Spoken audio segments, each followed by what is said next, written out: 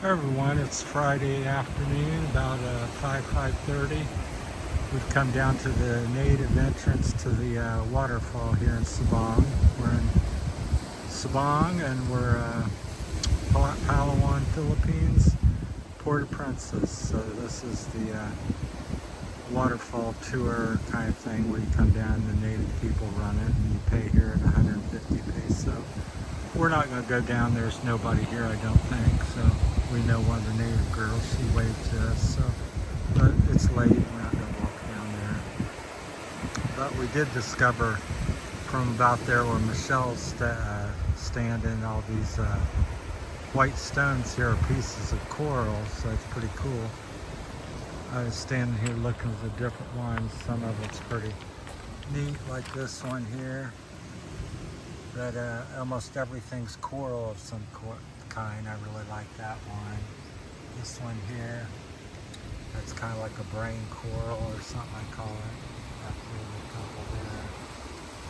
Just different things of coral they've stacked here and made a wall. So all kinds of different shapes. Here's like a mushroom coral.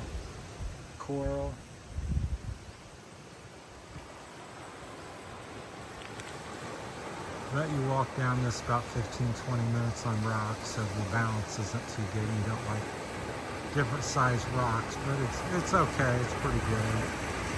You know, once a year it's okay to pay and come, but I would hike here every night because it is a nice hike, and there's some pretty big rocks down there in spots. And you got this beautiful view of the ocean there, the waves crashing in. Off in the distance is more of the island it wraps around. And of course back down this way is the way we're staying. You pass the Chinese house here as you come to the end on the right here. Just around the corner, a big yellow house that's Chinese owns it.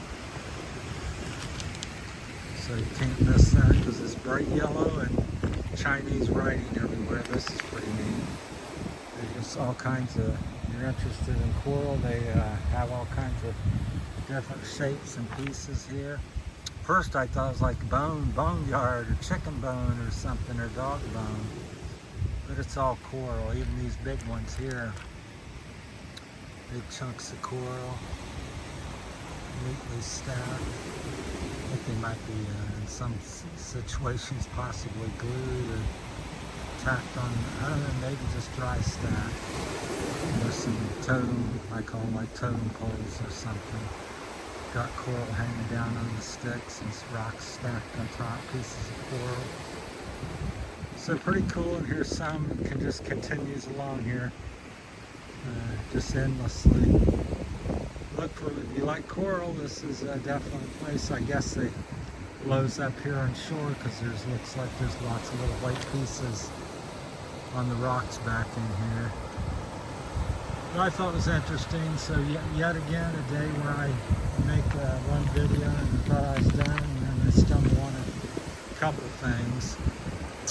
While I'm at it talking about the coral, we'll talk about the little information I got from one of the locals that has a tour boat here. She was telling me that they limit each family here to one tour boat so nobody gets a monopoly. Because as you know, many times there's a family may have more money than the other, or may have a foreign investor of some sort in the family, or family members of a foreigner, and they could, quite easily buy 5, 6, 8 boats here and monopolize the touring business to the underground river. So she said, I guess they enforce that, or I would hope so, but sounds like kind of a good plan. At least 1 or 2 boats. But they have a boat as well, so I've seen tours go from anywhere about 1,800 pesos, and I've seen something listed at 3,800. So I don't know what the variance is. One place had them for 18 to 22 to 2,300 pesos, and then seen another one 18 to 38 or 35 pesos, 35,000, not 35, but 3,500, 3,800 pesos. So I'm not all, I did hear where one was private and one wasn't. One was private with lunch, and one was private with no lunch, and they get that with public. My thoughts on all that, I mean, yeah, you may have a little private meal somewhere, but there's going to be a typical day. You're going to have 30, 40, 50 boats coming at various times, so to me you're really never going to be alone too much on your private tour. So I could see if you're just wanting all your friends in one boat, then that'd be okay, but to think you're going to, a couple of you's going to get in a boat and go over there and be by yourselves. I could be wrong, let me know in the comments, but I don't think that's going to happen. It's a very popular tourist spot here. I've seen in pictures where there's 15 to 30 boats in the harbor, you know, unloading and taking people in on the tours. So it's quite a few people when you can hold 12 to 20-some, 30-some people in each boat. Depends on the size, probably 15 to 25 people. So that's pretty cool. I thought that was interesting information. Then we got like a protected wildland up behind us. They got some signs back here. I don't know if you can, I can't read them without my glasses, or I read them better through the video, but it's hard to see back there. That, yeah, green and white sign, it kind of blends in, tells about it. It's really overgrown. It says it's, you know, like a particular land that's protected. So I don't think there's much up there. I'd love to find a trail that goes up in there. Sure, the local native people here know something. There's like a blue tarp back there. I don't know if that's a restroom or not. A little trail going up to it. But it's more interesting stuff in Sabang.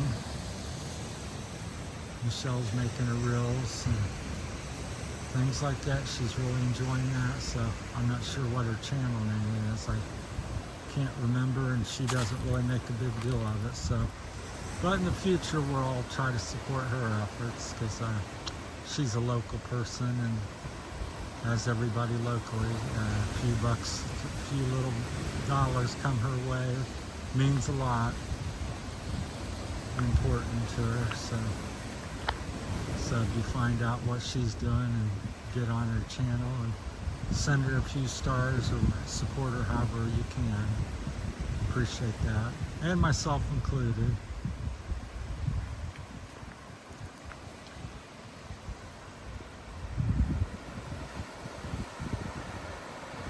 Just letting you enjoy the view and some of the sounds of the ocean. It's not too rough. They did have a red flag warning out most of the day for the swimming area, which is down around the corner. You can kind of see the white beach, at least I can, about straight ahead, off to the right just a little bit in between the two trees. Actually, sunset, it's you can see the sun tops on the side of the mountain back there. Some of the big lava rocks from the volcanic activity hundreds and thousands of years ago. So, best I know, all the Philippines is made up of volcanic islands and rocks, much like Hawaii, from my understanding. If that's incorrect, go ahead and correct me in the comments. But once you get close to the rocks, they're very jagged and layered, and you can kind of see how the different places where the magma is running and then just hardened and formed like waves of rock. It's pretty neat. All right, that's on this video. Have a good weekend, everybody, and stay tuned. We've been somehow making a video almost at least once a day, sometimes 3 or 4, depends on what I run into that I think is interesting. But I thought this coral was really cool. I was standing back here, I go, oh, that's like bones or something, stacked up bones. And I got close and I said, no, that's all coral, different kinds of coral they've harvested out of the ocean here that gets washed up. So it's pretty neat. All right, thanks for watching, everybody. Take care. Thank you.